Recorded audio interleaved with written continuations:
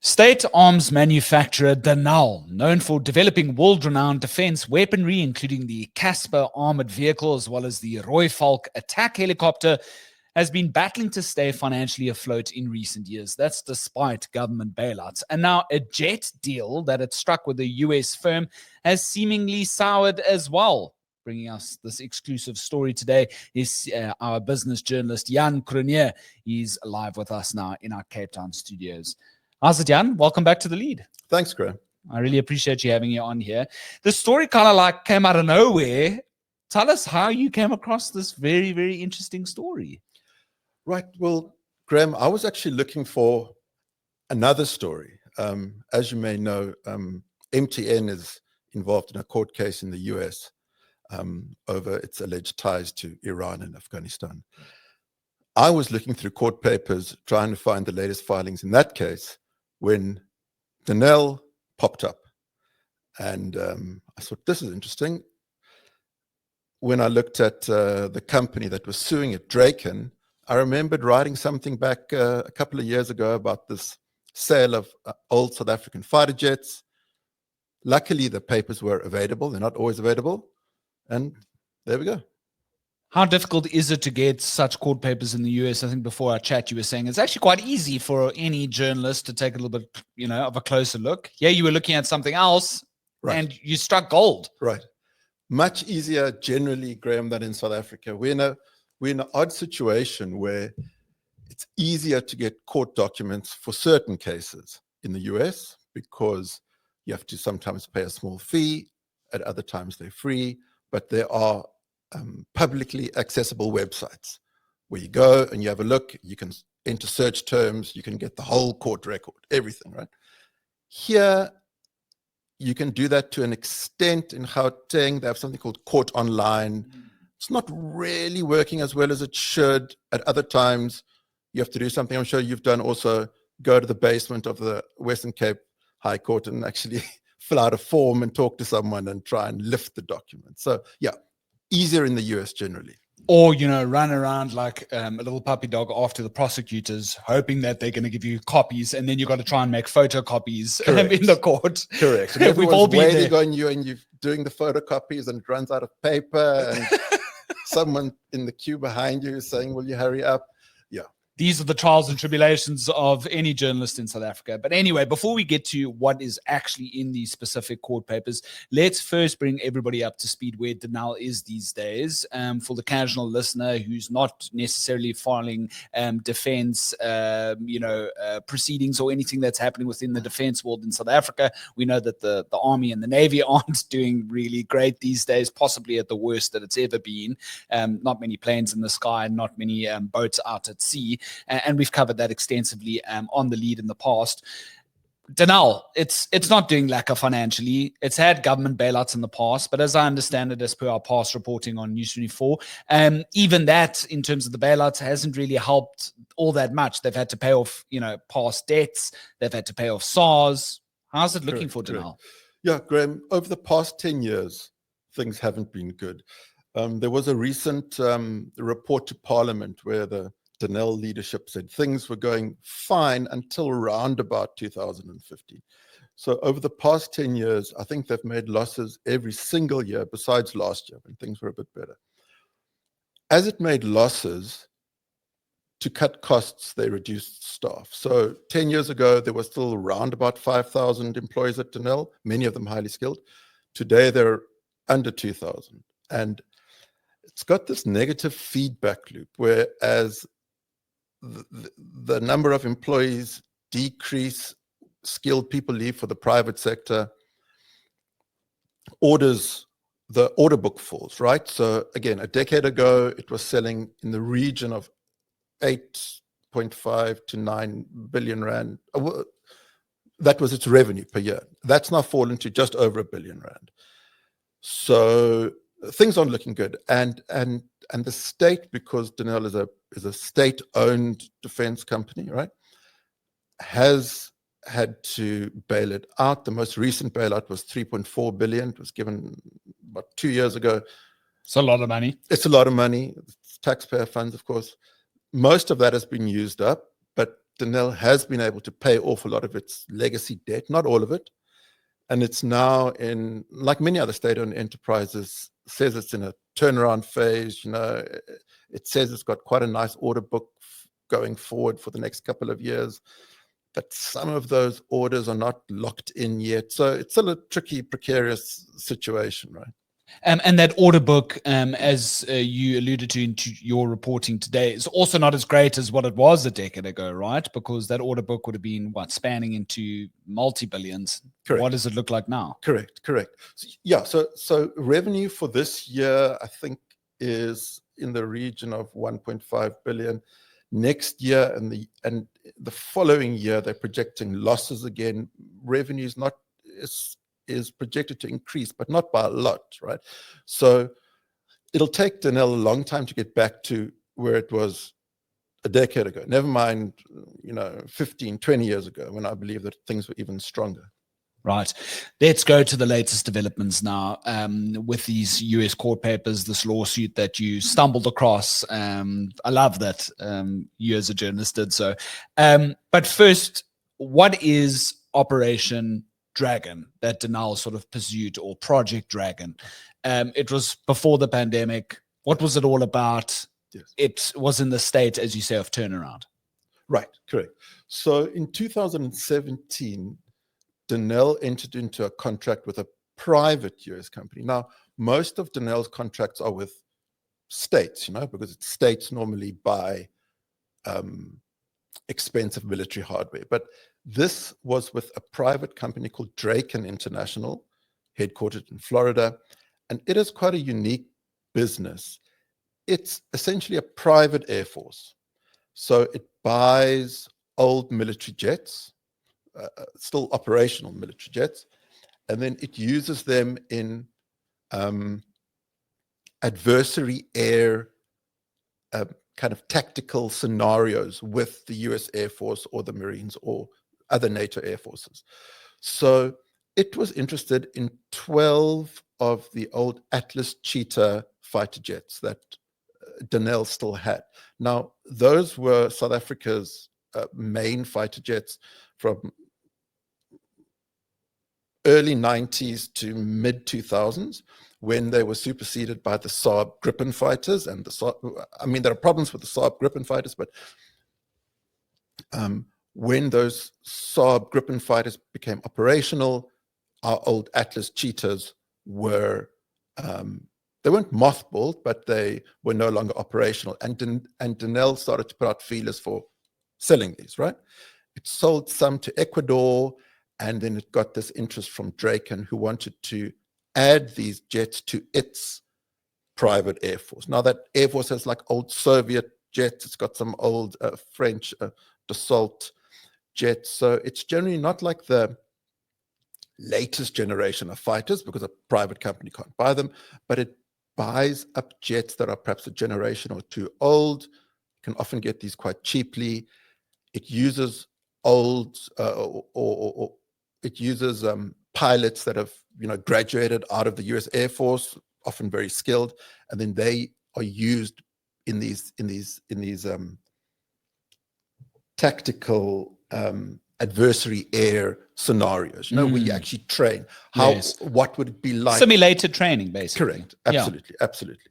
So that was the deal. No, what was so how many aircraft did right. Draken want now from Denel? Right. So it wanted 12. And a nice dozen. Yeah. And it was going to pay a total of, in the end, $35 million for everything.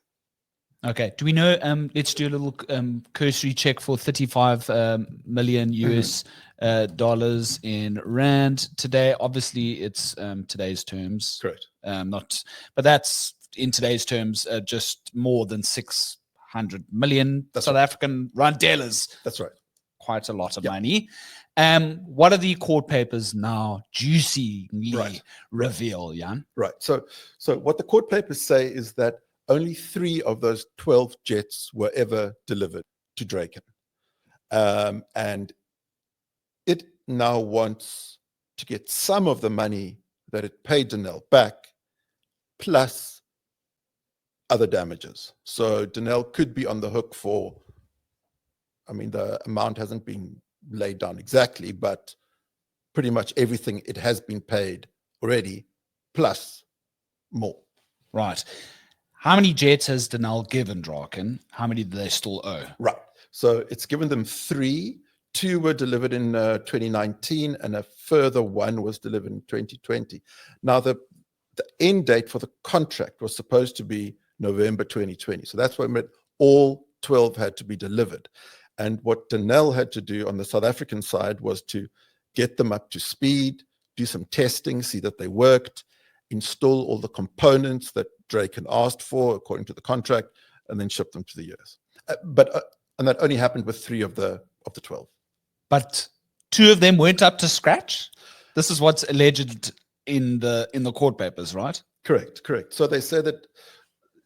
Correct. So they not only are they saying you didn't deliver 9 of the 12 that we ordered, but you delivered 2 of them without ejector seats. Okay. That's kind of concerning. Yes. So Draken said that it was clear in the terms of the contract that all jets had to be delivered with, I think they call it in military terms, egress systems, but it's an ejector seat. And they had to now go to a third party to actually, install injector seats on 2 of them. I'm not sure about the third one, but I think it's clear that even the planes that were delivered, and the ejector seats weren't the only problem. They also said that Denel had not brought the correct kind of technical advisory side of it, which is not exactly clear what they mean. They didn't bring somebody with a nice manual to say, this is how you really use the planes in how we understand it, right? Possibly. I'm not exactly. That's how I'm sort of like interpreting it, yeah? So even those 3 planes that were delivered weren't up to spec. So that's also part of the lawsuit. Wow. It's just, for me, it's very much it's like a South African story of like, sent these planes over and 2 of them don't have ejector seats. Allegedly, Jan. Obviously, because this is the US firm's papers, right? So they,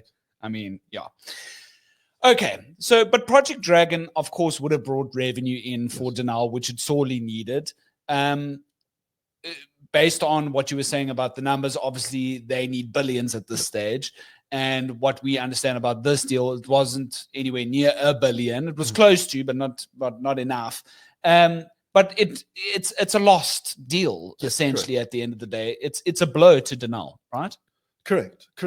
When the deal was signed in 2017, Denel was saying that this is going to help our local aerospace industry, right? Because it's not like they just take the planes out of storage and then send them to the US. They have to get them back into a condition to fly. They have to, possibly upgrade them. It's going to be a job boost, But I think more importantly, Graeme, is that it was a sign that Denel can still deliver on time and,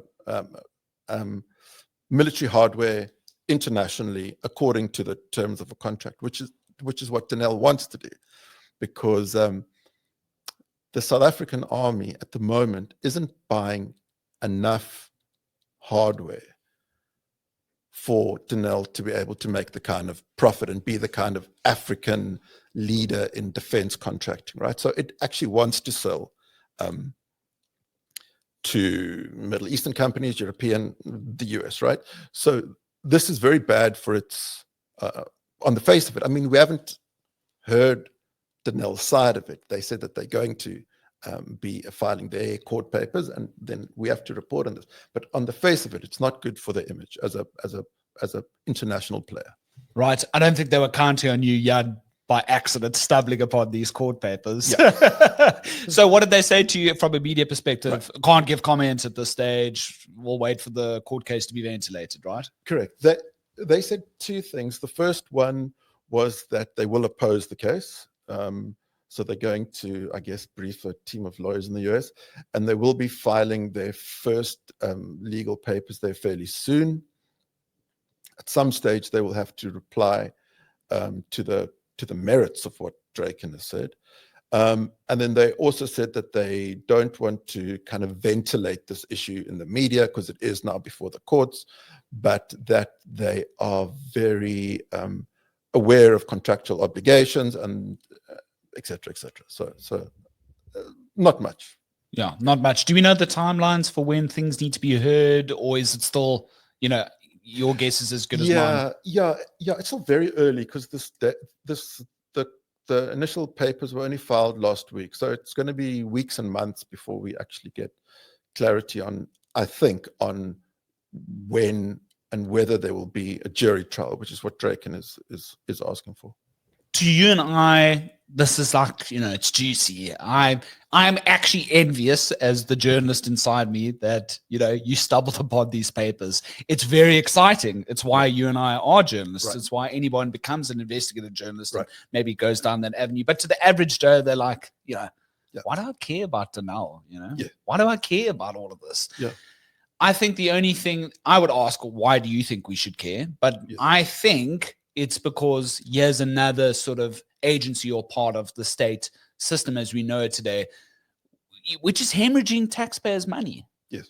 Yes. That's why I think we should care, right? Not that we need to necessarily protect the skies, because we're not really doing that optimally, are we? Yes. So Graeme, I think that's a good point. The Denel and other state-owned enterprises, when they get bailouts, it's tax funded, so those funds could have been going to other quote unquote more deserving parts of the budget if those SOEs had been better run, right?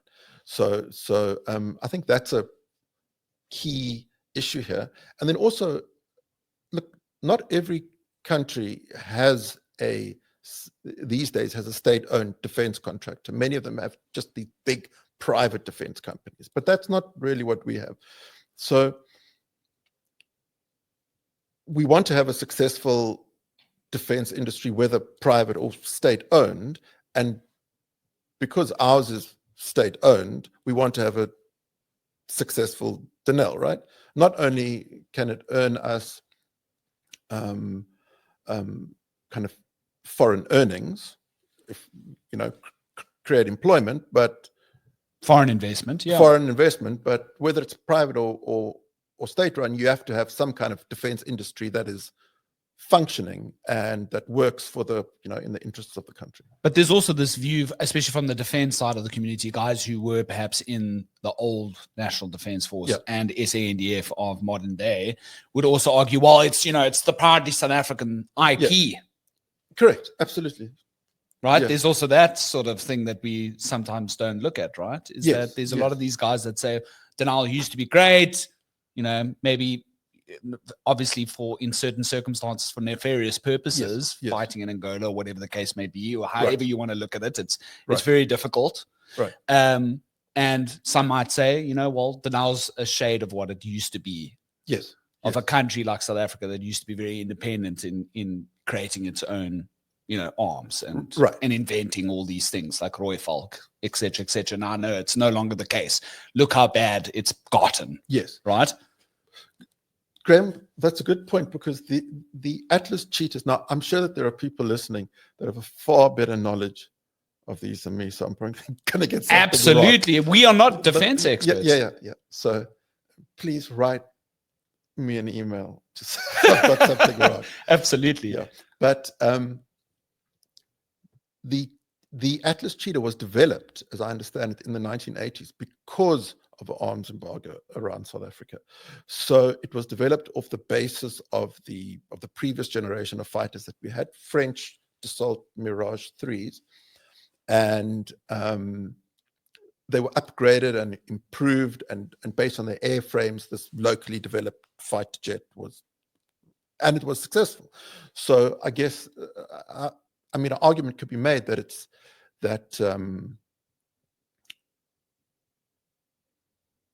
whatever the reasons were that it was developed, that IP is still very valuable to the government, which is why it's important for Denel to be a successful company, because then it can actually make use of that. And it's not only the Atlas Cheetah, it's the Rooivalk, it's many other locally developed, 100%. I couldn't agree more. And just to, reiterate, we are not defense experts. Yeah. You're a journalist who has a keen interest in perhaps the Correct. side of things, and you happen to stumble upon this, and you've done a great job at filling in the blanks, because it's not Jan's full-time gig. You cover an array of different topics, Right. and so do we here on The Lead. And I also just wanted to add this, and we were speaking before our interview, Jan, that it's not all doom and gloom for Denel. Rheinmetall and Denel Munitions together have signed what they are calling the largest order in the history of that munitions to supply, I think it's 155 millimeter ammunition, and it's to the EU. It's millions and millions of euros. Correct. Maybe perhaps that will be the big sort of contract that helps save Denel down the line. Who knows? But it doesn't seem like it's all doom and gloom, right?